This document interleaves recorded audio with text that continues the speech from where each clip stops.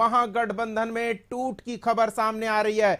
जो यहां बड़ी खबर आपको बता रहे हैं, 3 विधायकों के पाला बदलने की जानकारी मिल रही है। बड़ी खबर इस समय की आपको बता रहे हैं, कांग्रेस कोटे के 2 विधायक और आरजेडी के 1 विधायक पाला बदलने को तैयार हैं।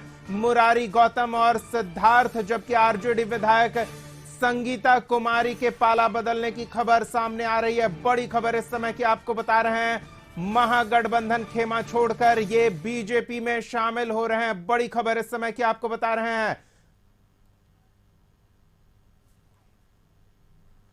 चलिए, विधानसभा का सत्र चल रहा है और ऐसे में महागठबंधन को बड़ा झटका लगा है। सीधे विधानसभा का रुख करते हैं, वरिष्ठ सहयोगी संपादक अशोक मिश्रा विधानसभा में मौजूद हैं, उनसे जानते हैं ये चल क्या रहा है। अशोक जी, महागठबंधन के 3 विधायकों के पाला बदलकर बीजेपी में शामिल होने की खबर आ रही है, पूरी जानकारी चाहेंगे इस बारे में।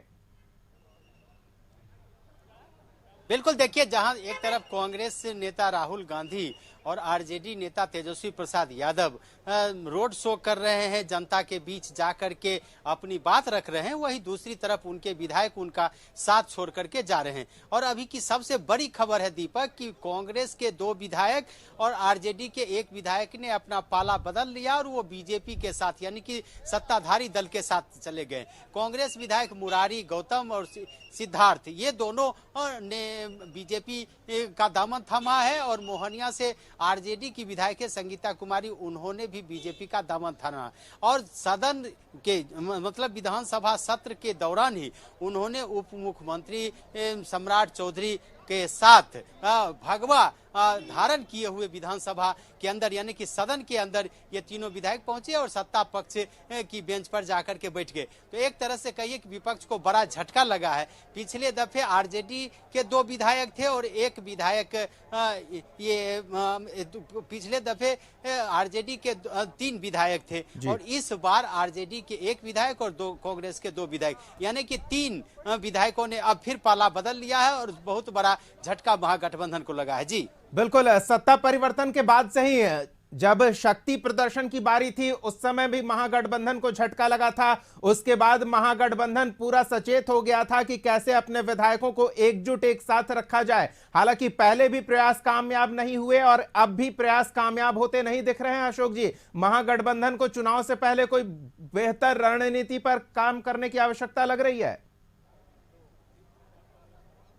बिल्कुल, देखिए, ये बहुत बड़ा झटका है और इस झटके से शायद महागठबंधन उबर पाए, चूंकि एक तरफ जब विधानसभा के सत्र के पहले दिन ही विधानसभा अध्यक्ष के चुनाव में आरजेडी को जिस तरह से झटका लगा था, वैसी परिस्थिति में आरजेडी के समक्ष ये चुनौती थी कि किस तरह से पार्टी को एकजुट रखा जाए। लेकिन इसके बाद भी विपक्षी नेता एक तरह से कहिए सतर्क नहीं हुए और आज उन्हें फिर 3 विधायकों से हाथ धोना पड़ा है। ऐसे कहा जा रहा था कि कई विधायक, आज सवेरे से भी खबर आ रही थी कि कई विधायक कांग्रेस के और आरजेडी के एनडीए नेताओं के संपर्क में है, बीजेपी के संपर्क में है, जदयू के संपर्क में। लेकिन अभी जो खबरें आई और अभी जो देखने को मिला उसमें 3 विधायकों के पाला बदलने से एक तरह से कहिए महागठबंधन को बड़ा झटका लगा है और इस तरह से महागठबंधन के 6 विधायक अभी तक पाला बदल चुके हैं और महागठबंधन के नेता चाहे आरजेडी हो या कांग्रेस हो वो चुपचाप तमाशा देख रहे हैं। जी अशोक जी, एक महत्वपूर्ण सवाल ये खड़ा होता है कि तेजस्वी यादव जन विश्वास यात्रा पर निकले हैं लोगों का विश्वास हासिल करने,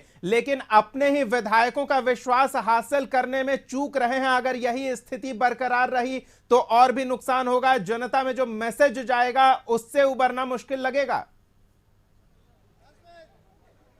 बिल्कुल बिल्कुल बिल्कुल, देखिए, तेजस्वी ने 3 मार्च को महागठबंधन की रैली बुलाई है। जन विश्वास यात्रा के दौरान मिल रहे समर्थन से तेजस्वी अभिभूत हैं और उन्होंने 3 मार्च को महागठबंधन की रैली बुलाई।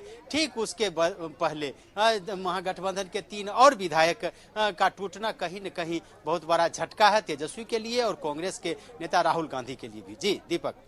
चलिए अशोक जी, हम इस पर थोड़ी और बातचीत करेंगे। अपने दर्शकों को एक बार फिर से बता दें कि बड़ा झटका लगा है। बिहार विधानसभा की कार्यवाही एक तरफ चल रही है, दूसरी ओर महागठबंधन के संख्या बल में गिरावट लगातार दर्ज हो रही है। पहले ही 3 विधायक पाला बदल चुके हैं और अब आज फिर से कांग्रेस के 2 विधायक और आरजेडी के 1 विधायक पाला बदलकर बीजेपी के साथ खड़े हो गए हैं। मुरारी गौतम और सिद्धार्थ कांग्रेस से, जबकि आरजेडी विधायक संगीता कुमारी ने पाला बदला है और बीजेपी में शामिल हो गए हैं। अशोक जी के पास एक बार फिर से हम चलते हैं, इन परिस्थितियों को समझने का प्रयास करते हैं। अशोक जी, कुछ प्रतिक्रियाएं आ रही हैं क्या? बिल्कुल, देखिए दीपक, हमारे साथ रामानुज प्रसाद हैं, आरजेडी के प्रवक्ता हैं, लगातार विधायक रहे हैं और उस इलाके से विधायक रहे हैं जहां लालू प्रसाद यादव और राबड़ी देवी का कहिए कि कर्म क्षेत्र और गृह क्षेत्र रहा है। रामानुज जी, क्या कहेंगे? पहले दिन ही 3 विधायकों का झटका, फिर भी आप लोग उससे उबर नहीं पाए, आज फिर 3 विधायक। देखिए, मैं कह रहा हूँ मिश्रा जी, ये हमारी पार्टी नहीं, पूरे देश तोड़ने का दौर है। इसमें सरकार मोदी जी तोड़ ले रहे हैं। देख नहीं रहे कि नीतीश जी ही जब टूट गए, वहाँ कमलनाथ टूट गए, वहाँ अशोक चौहान को तोड़ लिया गया, वहाँ हेमंता बिश्व शर्मा जो वहाँ कांग्रेस के मुख्यमंत्री के उम्मीदवार थे वो तोड़ लिया गया। मुख्यमंत्री को ये जो है सो वहाँ बनने के उम्मीदवार थे मुकुल राय, उनको तोड़ लिया। तो जो वॉशिंग मशीन है भाजपा का, वो अजीत पवार को तोड़ लिया गया, शिंदे को तोड़ लिया गया। पूरी सरकार, ये पूरी पार्टियां, पूरे संविधान, पूरा जो है सो विधान सबको लूट रहे हैं, तोड़ रहे हैं, खरीद रहे हैं। इस सब में ईडी, सीबीआई, सेबी सब तो उनके पास है। लेकिन आपको ये नहीं लगता कि पहले दिन ही जिस तरह से झटका लगा आपको, तो आपके नेता को और आप लोगों को संभलना चाहिए और आपको अपने विधायक को समेट करके रखना चाहिए, लेकिन आप चेते नहीं। एक तरफ तेजस्वी जी जन विश्वास यात्रा में है और विधायक का साहब कही, इस पर निश्चित तौर पे विचारणीय विषय है कि उतने के बाद भी है। लेकिन ये जब आमादा है, मोदी जी का जो अमित शाह जी का काम करने का ढंग है, बीजेपी के लोग जो बुलडोजर वाले लोग हैं, तो जो बुलडोजर से उनका डर जाएगा वो तो मर के चला जाएगा। लेकिन पहले दिन ही जब 3 विधायक आपके गए, तो आपको लगा नहीं कि हमको अपने विधायकों को समेटने की जरूरत है? विधानसभा में विरोधी दल के नेता को अभी सदन में रहना चाहिए, अपने विधायकों को समेट करके रखना चाहिए। नहीं, वो भी कॉज से ही गए हैं, कॉज लेके जनता के बीच गए हैं, कॉज लेके जनता के बीच गए, इन्हीं बातों को लोगों को बताने गए हैं, चर्चा करने गए हैं। ये तो जनता के बीच तो जाना ही पड़ेगा ना। अब क्या करेंगे? पहले जो 3 विधायक भागे उसके खिलाफ में आप लोगों ने कोई एक्शन नहीं लिया, विधानसभा अध्यक्ष को कुछ लिख करके नहीं दिया, उनके ऊपर कोई कार्रवाई नहीं बढ़ी। तो इससे तो लगता है कि विधायकों का मनोबल बढ़ा कि पाला बदलने से कोई नुकसान नहीं होगा, हमारे ऊपर कार्रवाई नहीं होगी। नहीं, ये है, निश्चित तौर पे कार्रवाई समय पर हो जाएगी। तो ये रामानुज प्रसाद है, आरजेडी के विधायक हैं और इन्होंने कहा है कि बीजेपी का जो अभियान है वो उस अभियान के तहत बीजेपी ने हमारे विधायकों को तोड़ा है, महागठबंधन के विधायकों को तोड़ा। लेकिन जो भी हो, देखिए 3 विधायक जो पहले टूटे थे दीपक, उसके बाद अगर महागठबंधन के नेता सतर्क होते और ये महागठबंधन के नेता यह मानते हैं कि ये विधान मंडल का बजट सत्र है, लंबे दिनों तक यह सत्र चलेगा, वैसी परिस्थिति में इनको अपने विधायकों को समेट करके रखना चाहिए।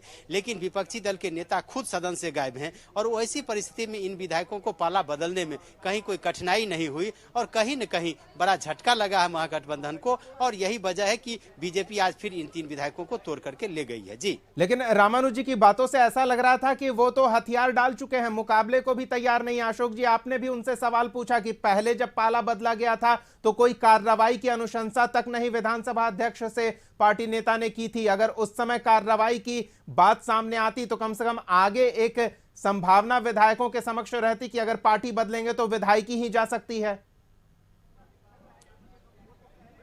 बिल्कुल, देखिए कहीं न कहीं महागठबंधन नेताओं के द्वारा जो रणनीति बनाएगी वो रणनीति फेल रही और पहले दिन जिस तरह से इनको विफलता हाथ लगी थी तो इनको सतर्क होना चाहिए था, लेकिन ये अभी भी सतर्क नहीं हुए और जिसका परिणाम है कि आज इनको 6 विधायकों से हाथ धोना पड़ा है। और अब विधानसभा में एक तरह से कहिए कि 134 विधायक एनडीए गठबंधन के साथ आ गए और इस तरह से जो महागठबंधन और एनडीए गठबंधन के बीच आंकड़ों का फासला वो काफी बढ़ गया है और वैसी परिस्थिति में महागठबंधन को बहुत बड़ा नुकसान हुआ है। जी, चलिए, नुकसान को हम समझने का प्रयास करेंगे। अशोक जी, आप हमारे साथ बने रहें।